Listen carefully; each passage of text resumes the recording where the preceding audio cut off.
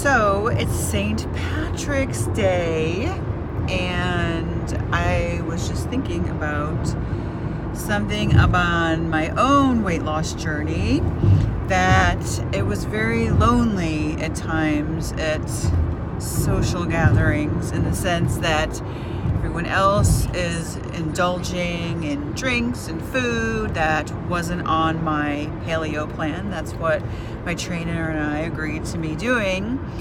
And a lot of times I either brought my own food or I just simply didn't eat, because I worked so hard. You know, I worked out 6 days a week and I meal prepped, and I was losing weight and inches all over my body and feeling stronger. And so I didn't want to undo that simply to be polite, right? You need to go to someone's house and they're like, but I made this mac and cheese and homemade bread and I slaved over it. Well, thank you, appreciate that. However, I'm not going to eat it. If you were going to offer me heroin, I wouldn't stick that in my arm. So not going to, ruin everything that I've done. And a lot of people didn't understand that. I lost friends over it, actually, because they just couldn't wrap their brains around the fact that I was not going to eat that food. And a lot of times I would say to them beforehand, I don't want to eat the chips and salsa or whatever, the bread. The bread was a big thing for me. And people would still order it, friends. So I kind of stopped seeing those people. Just like an alcoholic, you can't be around your friends that are drinking once you get into rehab and get sober, right? I was in the process of getting sober.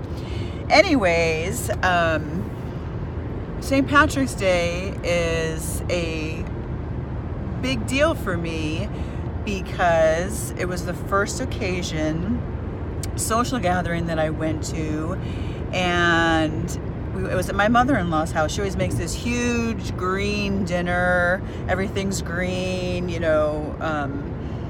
a lot of fun. And usually it was food that I would not be able to eat or I would choose not to eat it because I was on my weight loss journey. Anyways, we went to her house. At that point, I had lost like 30 pounds and 30 inches, and I was doing really well, and I was totally prepared to just not eat, or I may have brought like a salad or something like that to eat. I don't recall. But anyways, we got there, and I look in the table, and my mother-in-law went all out. I mean, from scratch, homemade, paleo, muffins. She had corned beef, which of course is okay with paleo. She made cabbage a certain way so that I could eat it. She had paleo dessert. I mean, it was like a paleo smorgasbord. It was amazing. It brought me to tears because it was the first time that anyone in my circle actually embraced me as being a paleo eater, and it wasn't even about being paleo. It's just like that was the plan that I was on, and that's how I was having success. And it was like her way of saying, she didn't come out and say it, but she did it with her food. Food is a very intimate thing, that when somebody makes food for you, they're putting their heart and soul and sweat and tears into it, maybe. And so the fact that she went to all that trouble, and paleo food is a lot of work to make. My daughter recognizes that now. The fact that she went to all of that trouble for me, it meant so much to me. And I'm sad this year we're not with her because we're living in New York now and she's in Arizona. But I always think fondly, even though I am a Polish gal, I am not Irish, only by marriage.